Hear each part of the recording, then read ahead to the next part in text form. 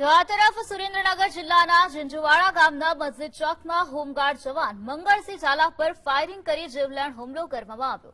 3 જેટલા અજાણ્યા યુવકોએ આવીને જવાન સાથે બોલાચાલી કર્યા બાદ હવામાં ફાયરિંગ કરી તેમના પર હુમલો કર્યો હતો। આ ઘટનામાં ગંભીર રીતે ઘવાયેલા હોમગાર્ડ જવાનને તાત્કાલિક સારવાર અર્થે સરકારી હોસ્પિટલમાં ખસેડવામાં આવ્યા છે। ઇજાગ્રસ્ત જવાનના નિવેદન મુજબ વિકી નામના શખ્સ સહિત 3 ઇસમોએ આ ફાયરિંગ કર્યું હોવાનું સામે આવ્યું।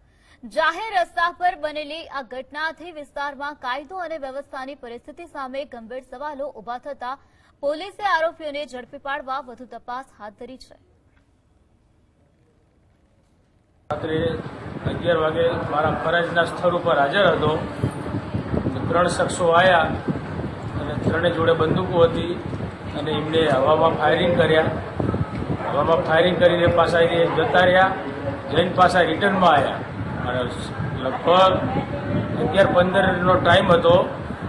એ મને બંદૂક 3 જણા હતા, મને બંદૂક વગાડી ખભા ઉપર એક ભૈયા અહીંયા વગાડી કાનને પટ્ટી નીચે વગાડી અને પછી 3 ભાઈ ચાલી ગયા।